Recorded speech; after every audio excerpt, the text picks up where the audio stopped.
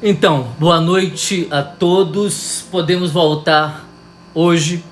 Eu já estou um pouco em dúvida se a gente vai conseguir terminar o livro hoje, embora seja um livro muito pequeno, né? A riqueza do material psicológico inscrito, né? Nas linhas desse livro e nas antípodas também, entre uma linha e outra, de tão importante, de tão grande importância, que eu fiquei me perguntando aqui se a gente vai conseguir terminar hoje. Mas se a gente não conseguir terminar hoje, a gente termina no nosso próximo sábado, né? Então, o nosso texto, o nosso objeto de reflexão é o processo de individuação que Carl Jung foi capaz de observar no interior da psique.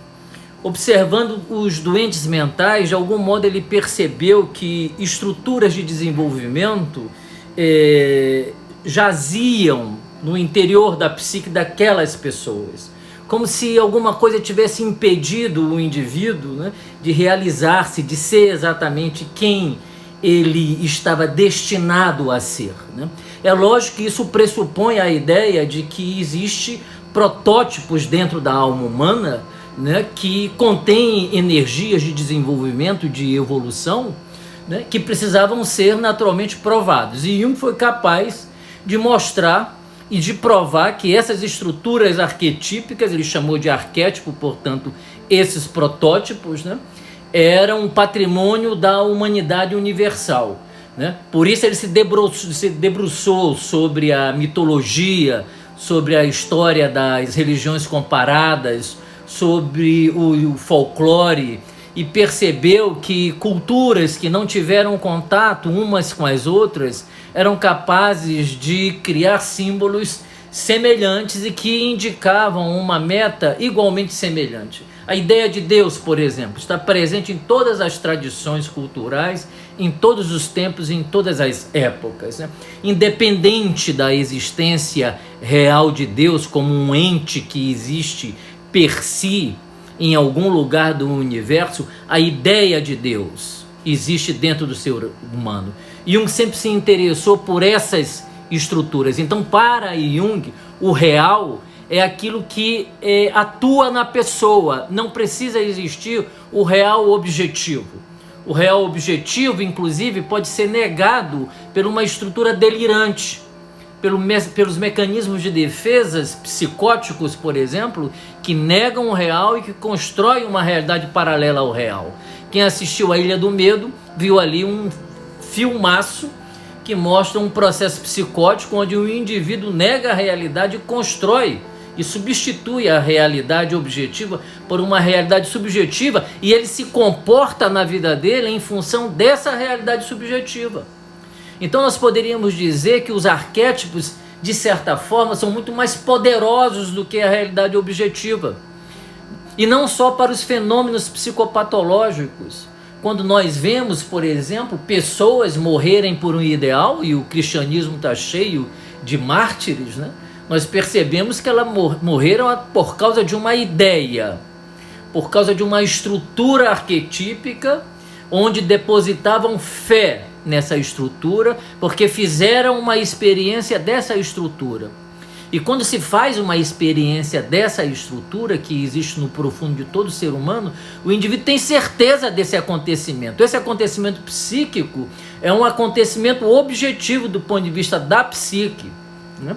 É essa grande revolução que Jung causa na psicologia. Freud efetivamente causou ao mostrar a realidade da fantasia. A estrutura edípica é uma estrutura fantasiosa e, no entanto, faz com que o indivíduo inconscientemente seja controlado por esses fantasmas que habitam o nosso profundo, que estão dentro de todos nós e cuja função, né, é o enfrentamento dessa realidade subjetiva fantásmica para que o indivíduo possa viver integrando essa energia, mas em conluio, em harmonia com a realidade subjetiva e a realidade objetiva, que num determinado momento da individuação já não faz muita diferença.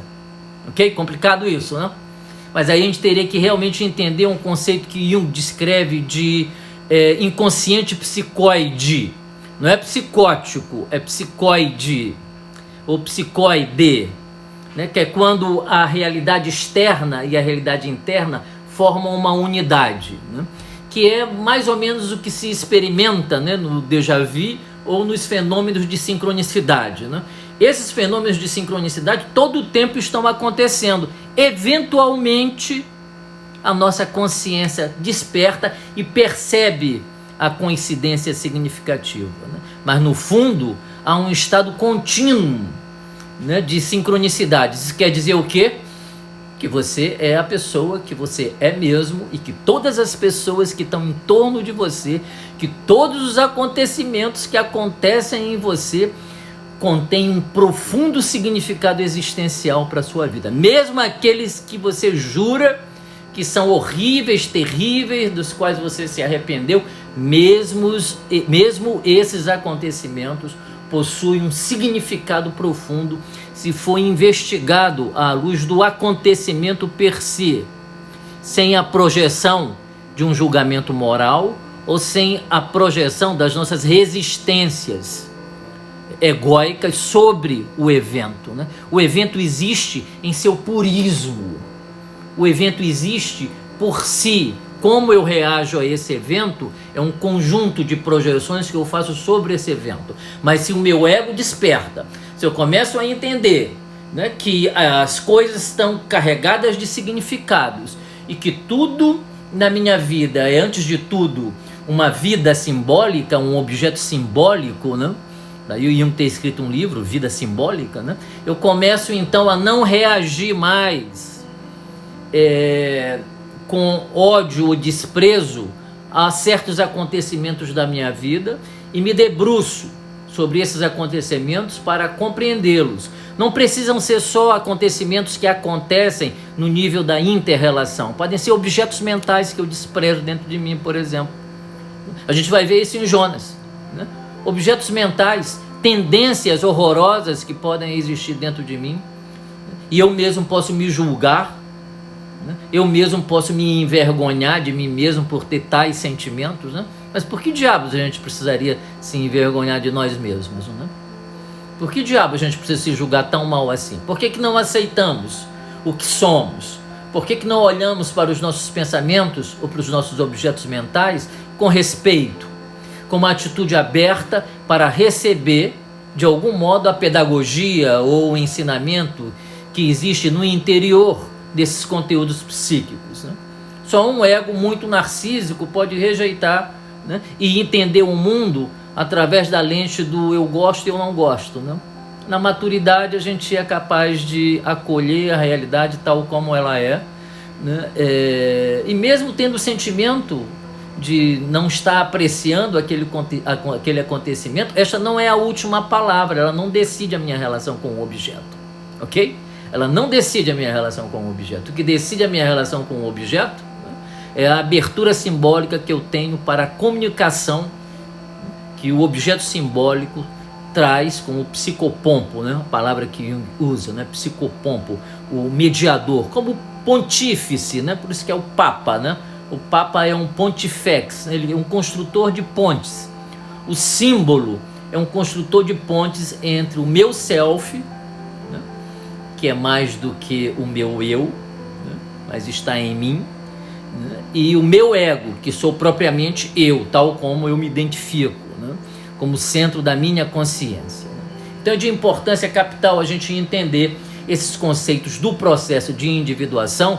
E aí no nosso curso, vamos fazer um curso de introdução à psicologia junguiana, onde vamos estudar cada um desses arquétipos, o inconsciente pessoal, o inconsciente coletivo, a sombra, a persona, a ânima e o ânimos, o arquétipo central, o self, aprender a distinguir entre o ego e as figuras do inconsciente, de maneira que nós possamos criar esse diálogo, né? E Jung tem um texto lindo chamado Dialética do eu com o inconsciente.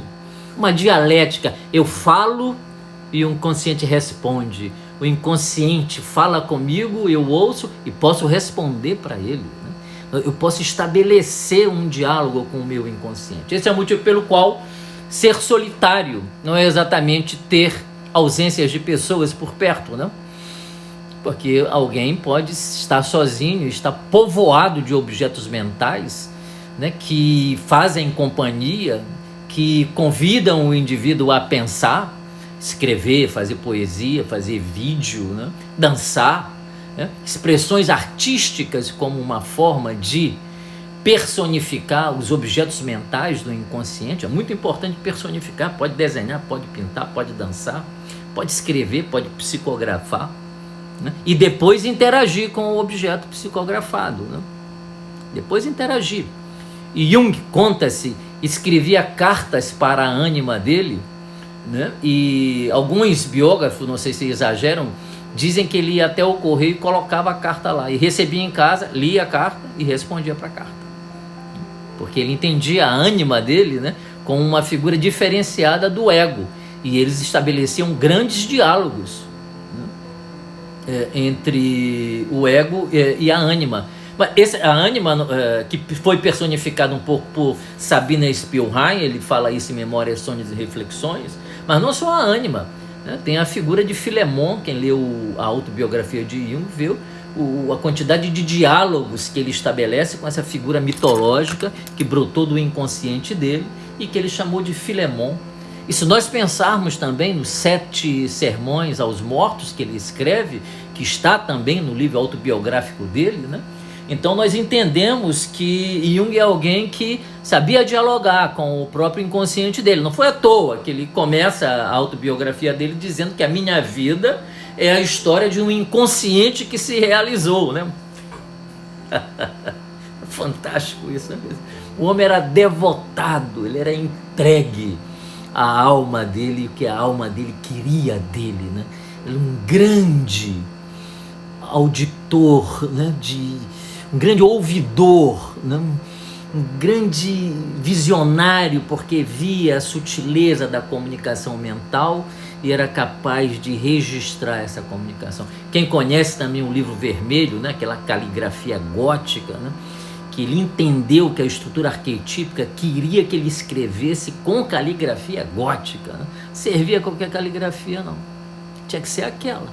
Quando a gente vê, por exemplo, Noé construindo, né, a nau que o salvou do dilúvio, a gente vê que Deus, por exemplo, dá a ele a medida do barco e como ele deveria ser feito, né? E a gente não se surpreende com nada disso. Quando a gente lê nos livros históricos, né, orientações de Deus, né, para que o indivíduo faça uma coisa ou faça outra coisa, né, a gente não se surpreende. E por que a gente se surpreende se fosse com a gente? Por que o inconsciente não pode falar com a gente também? Só falava com os profetas e só falava com gente, né, do porte de Carl Jung, por exemplo, né? E a gente, comum dos mortais, né? Essa é uma pedra preciosa que habita o profundo de todas as pessoas. E, na verdade, essa pedra preciosa, ela se revela quanto mais humilde é o indivíduo, né? Quanto mais humilde é esse ego que compreendeu aquilo que precisa ser compreendido, né? Que é uma coisa simples e, ao mesmo tempo, por ser simples, é difícil, né? Que é saber que ele tem grande importância, né? Mas que ele é um ego heróico, né? A palavra herói me ensinava o professor Junito Brandão, saudoso professor Junito Brandão, professor de grego, de latim, que eu me sinto muito honrado por ter sido aluno dele, amigo dele, e por ter levado ele para a editora Vozes. Porque eu assistindo uma palestra dele sobre Excalibur, ele e Carlos Byton, lá no teatro da Faculdade Notre Dame, em Ipanema, quando terminou eu estava tão extasiado com a palestra do professor Junito que eu cheguei perto dele e falei: professor, o senhor tem algum livro para indicar, seu, que eu gostaria de ler? Aí ele pegou uma sacola da Casas da Banha, né? Quem é o pessoal da antiga sabe desse supermercado. E aí ele tirou um livro chamado Teatro Grego, Tragédia e Comédia, e me deu, né? E eu fiquei assim encantado. E aí nessa época eu trabalhava com Rosemarie Muraro, uma feminista, levei para ela trabalhava na editora Voz, publica que isso aqui é fantástico. Ela disse que não ia publicar porque teatro não vende, teatro não era bom. E aí eu apostei minha cabeça com ela e ela publicou e foi um sucesso editorial. Hoje Junito Brandão é praticamente com Jung o carro forte da editora Vozes, né? Publicou 3 volumes de mitologia grega, 1, 2, 3, dicionário mítico etimológico grego-português, né? O homem era uma erudição. Enfim, esse era Junito Brandão, que era um especialista em mitologia grega, né? E que muito me orientou, né? Essas pessoas que vão salvando a vida da gente, né? Uma das pessoas que salvou a minha vida, né? Salvou a minha vida nesse sentido de me mostrar que deixa acontecer, deixa chegar, deixa vir. Jonas, né? Me levanta e jogai-me ao mar, né? Me joga no mar. Eu já não tenho mais força para lutar contra alguma coisa que existe dentro de mim. Esse é o início da jornada do herói. Então eu estava dizendo que a etimologia de herói, era isso que eu estava dizendo, significa aquele que nasceu para servir. Então o ego, ele precisa ser herói e ser heróico, porque ele nasceu para servir. Todo ego voltado só para ele próprio, ele pode pensar que ele é um herói, mas estará iludido em relação a si mesmo. Porque o herói verdadeiro é aquele ego que tem empatia pelo mundo, tem empatia pelos objetos do mundo que clamam pela presença, pela ajuda, pela compaixão, pela misericórdia, né? Mas é um ego também que aceita os objetos mentais estragados dentro da própria mente, que olha para eles e os acolhe do sacrário de sua consciência, né? Esse é o ego heróico também. É um ego que não faz mais muita questão de coisa alguma, ou de muita coisa, ou mesmo quando faz questão de alguma coisa, deixa para lá, mesmo reconhecendo que faz questão, mas é capaz de deixar para lá, né? Esse é o processo de desenvolvimento que Jung chamou de processo de individuação, né? E que nós vimos no capítulo 1, versículo 1 ao 16, na primeira jornada de Jonas, né? Quando ele se levanta, né? Porque Javé mandou ele ir até Nínive pregar, dizer aos ninivitas que ele iria destruir a cidade. Ele toma a direção, né, de Tarsis, né, e para fugir da presença do Senhor. E aí constrói aquela sincronicidade que a gente viu, um estado psíquico atraindo um objeto externo, que é aquele maremoto, né? E ele está onde? Dormindo, né? Porque o indivíduo estava dormindo. A gente vive dormindo, a gente dorme no ponto, né? Todos nós somos grandes dormentes, né? Somos dominados por hipnos, justo no momento em que a gente precisa estar acordado, a gente dorme. Então Jonas nos representa. Nós não queremos saber do problema, nós não queremos enfrentar a realidade interna e externa, né? Aqui para frente, quando eu falar realidade, é realidade interna e externa, né? Nós não queremos problemas, né? E no entanto a vida nos coloca exatamente lá onde a gente precisa enfrentar o problema, né? E aí o capitão do navio vai lá, né, e o acorda. Por que nós não poderíamos imaginar que esse capitão do navio é uma representação simbólica do próprio Senhor que o acorda? E se fosse um sonho? Como eu interpretaria, ou como você interpretaria o capitão do navio, aquele que pilota a nave, aquele que decide as coisas, né? Que é misericordioso, inclusive, resistiu inicialmente a jogar Jonas no mar, mesmo quando Jonas pediu. Ele diz para Javé que ele não quer ser responsável pela morte de ninguém.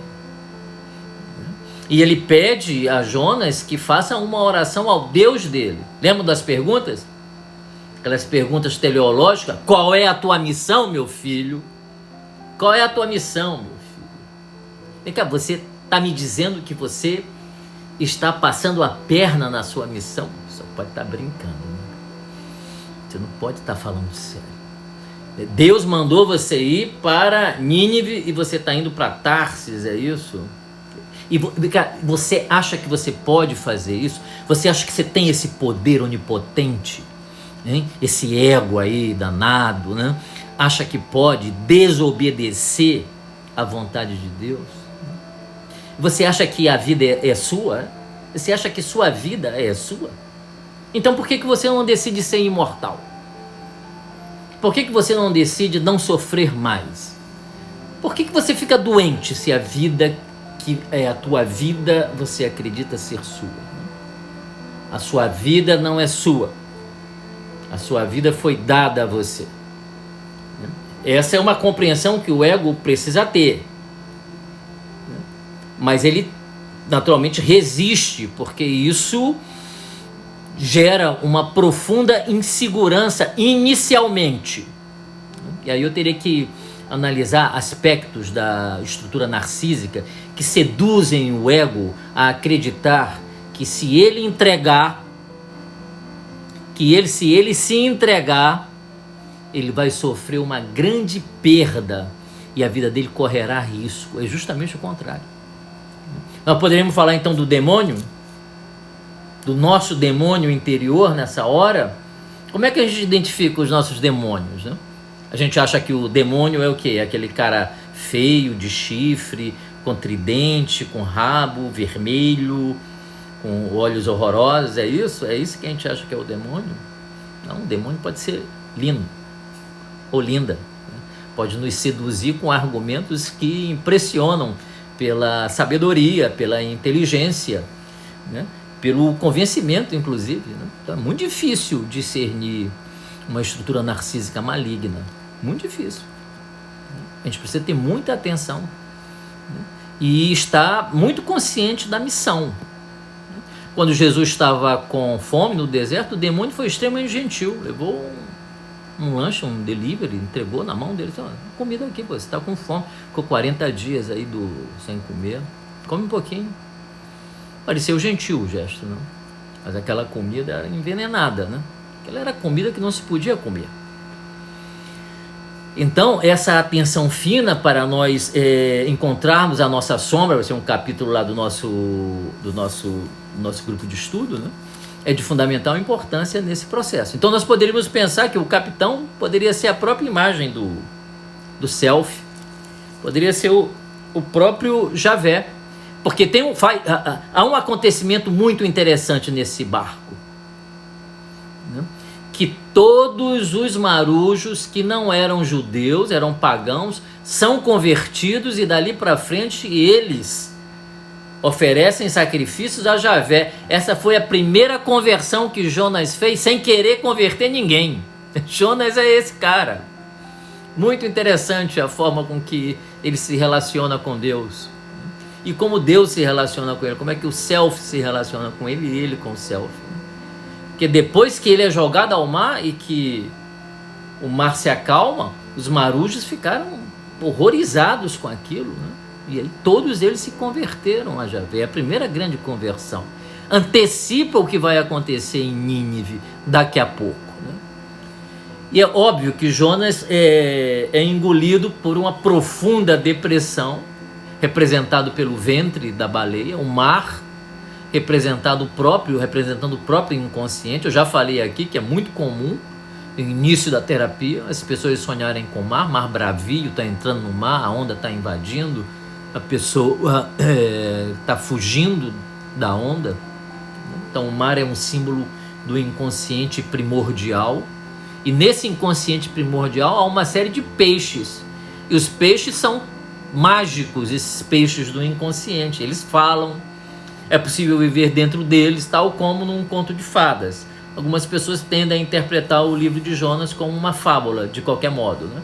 E Jonas então é engolido por esse monstro marinho, né? E permanece no ventre, né, do monstro marinho. É muito interessante, eu não sei se eu já disse isso aqui, que uma das poucas passagens, aliás, o único profeta que Jesus cita ao longo dos 4 evangelhos do Novo Testamento é justamente Jonas. E ele cita irado, porque as pessoas querem que ele dê um sinal de que ele é o Filho de Deus, quer que ele faça uma mágica, e pegue alguém que morreu e benza a pessoa, diga umas palavras herméticas, né? E a pessoa então ressuscita para impressionar, né, o público, né? Percebe isso? Como a gente entende essa cena como alguma coisa que aconteceu de maneira histórica, né? Então teria acontecido uma cena em que Jesus está reunido com um grupo de pessoas, né?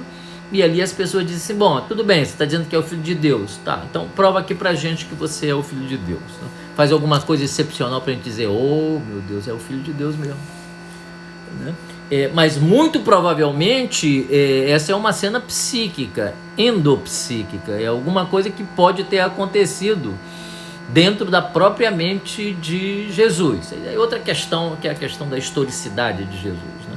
Isso pode ser um acontecimento fabuloso para mostrar que Jesus foi capaz de renunciar ao narcisismo dele e ao exibicionismo grandioso que ele poderia ter para impressionar. Ele não quer impressionar. Ele não quer chamar a atenção sobre ele. Ele tem uma mensagem, ele quer acordar as pessoas. Ele não quer ser o bonitão da história. Ele não quer palmas. Ele não quer virar camiseta, bottom. Ele não quer ser primeira página do jornal mais importante do mundo. Ele não quer nada disso. Ele quer nos acordar do nosso sono. É isso que ele quer. E se ele seduzir ao narcisismo do mundo, porque essa é a regra mestra do nosso relacionamento com o mundo, né? Nós gostamos dessas coisas, não adiantamos nos culpar muito, né? Nós gostamos de ser admirados, nós gostamos de ser invejados, né? E o problema da inveja aqui no livro de Jonas é muito importante, né? Muito importante. Alguns autores até consideram o livro de Jonas como um livro que fala basicamente sobre a inveja e a má vontade, né? Eu posso fazer uma leitura desse tipo, né? O livro é rico, a gente pode fazer muitas leituras, né? Então, o Rabi, ao renunciar à oferta malévola de promover um show, né, à moda dos pastores neopentecostais, me perdoem. Eu tenho muita má vontade em relação a esses pastores, né?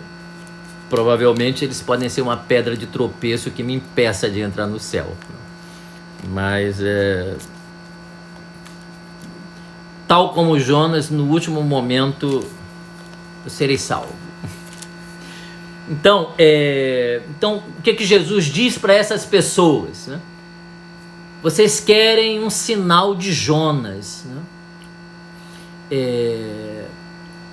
E é como se ele dissesse que ele é o próprio Jonas, porque da mesma forma que Jonas foi engolido pelo monstro marinho, e note bem, aqui diz, o texto diz, ficou 3 dias e 3 noites no interior do monstro marinho, assim também o Rabi descerá ao Sheol, descerá ao Hades, descerá ao mundo inferior.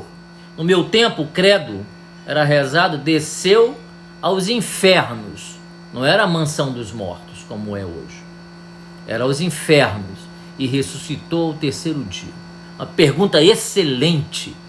O que Jesus foi fazer mesmo na mansão dos mortos ou no inferno? Esse é o rito de passagem de todo ego heróico, descer aos infernos, ser engolido pelo monstro marinho, que é a mesma coisa, descer ao Hades, ou descer ao Sheol, que é a mesma coisa, era para onde as pessoas que morriam, boas e más, iam, e ali havia uma espécie de estratificação. As pessoas que não eram más, em algum momento elas, na mitologia grega, iriam viver no Campos Elíseos, a mitologia cristã, no céu, e aquelas que não teriam nenhuma chance e que padeceriam a danação eterna na Geena, né? Então, a descida é um tema mitológico de grande importância. Todo herói faz uma descida, ou heroína. Pensemos, por exemplo, em Orfeu. Me ocorreu agora Orfeu. Lembram de Orfeu e Eurídice? Orfeu era um grande tocador de cítara. E por onde ele passava, e além de ser lindo, né? Então por onde ele passava, tocava aquela cítara, as ninfas ficavam totalmente seduzidas por ele. Ocorre que ele se apaixonou por Eurídice, e Eurídice morre, picada por uma cobra, e vai para onde? Para o Sheol, para o Hades, para o mundo inferior. E ele fica enlutado, e começa a tocar músicas de sofrimento, de saudade, que encantaram até mesmo os deuses. E ele decide então ir ao Sheol, e até o Hades. E lá na porta do Hades, no umbral, do lado daqui, Eros, a vida, do lado de lá, Thanatos, a morte, Hades, né?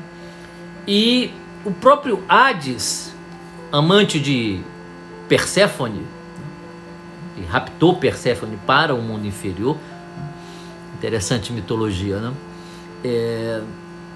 Ouve aquela música, meu Deus, né? Que música é essa? De onde está vindo essa música? Aqui no Hades não se toca nada, aqui é quente a beça, entendeu? E as almas ficam desesperadas, né? Sofrendo, né?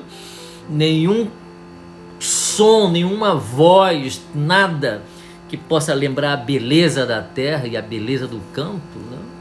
Pode ser ouvido aqui embaixo. Quem é que está aí? E alguém informa então para Hades e Perséfone, Orfeu está aqui na porta querendo entrar, porque a mulher que ele ama está aqui dentro. É Eurídice, ele é louco por ela, ele não consegue viver sem ela, ele está triste demais, né? E aí Hades olhou para Perséfone falou: deixar ele entrar, vamos abrir uma exceção, a gente não faz isso, mas vamos deixar ele entrar. Eu gostei dessa música, manda ele entrar. E aí ele entrou, porque ele estava com muita saudade de Eurídice, ele queria Eurídice de volta, ele queria ressuscitá-la. Essa descida ao mundo do Hades se chama em grego catábase, que é a descida também do Rabi Jesus até o mundo infernal ou a mansão dos mortos, que é também, né, o momento da baleia ou do monstro marinho engolindo Jonas. Jonas, no interior do monstro marinho, faz a catábase dele, ele faz a descida dele, ele vai para o mundo interior dele, ele está envolvido em grande sofrimento, ele começa a meditar sobre a vida dele, percebe que ele não pode mais fugir da vida dele, ele percebe que ele não pode mais adiar a vida dele, ele percebe que ele não pode mais ser infeliz na vida dele, ele não pode ser mais infeliz na vida dele. Para não ser infeliz, ele tinha que cumprir o objetivo da vida dele. Ele tinha que cumprir aquilo que a psique destinou ele a se tornar. Então ele faz. Ninguém pode descobrir isso sem descer ao mundo interior, fazer a sua catábase, a sua descida. Chegando lá, então, Hades diz para ele: olha, eu adorei tua música, por isso que eu deixei você entrar. O que você quer? Eu vim buscar Eurídice, eu não consigo viver sem ela. Estou muito triste, a vida para mim perdeu sentido. Não há mais sol na minha vida, não há mais verão, não há mais primavera, né? Eu estou completamente com o coração despedaçado, sentindo falta da minha amada Eurídice. Hades, que não costuma ter coração, sim, tá bom. Você pode levá-la de volta com uma condição. Ela vai atrás de você. E você não pode olhar para trás até atravessar o umbral da vida e da morte. Só lá fora, na vida, você pode se virar e olhar a sua amada. É óbvio que ele concordou. Acontece que ao chegar, né, próximo ao umbral, Eurídice tropeçou e chamou o nome de Orfeu. E ele, amando como ele amava, automaticamente se virou para socorrer a mulher amada. E no mesmo momento ela foi trazida de volta por Hades para o interior do mundo inferior. Ele atravessou o umbral sem a amada e ficou deprimido a vida inteira. Como era bonito, as mulheres olhavam para ele, as ninfas olharam para ele e queriam ele não dava mínima para nenhuma delas. Um dia eles se reuniram e decidiram matá-lo, na verdade, né? Atacaram o Orfeu e acabaram dizimando a vida de Orfeu, porque ele não dava a mínima para ninguém. Então a catábase de Orfeu era essa que é a ideia, e a anábase, a subida. Quando ele volta do Hades, ele faz a anábase. Quando a gente sai da depressão, a gente faz a anábase.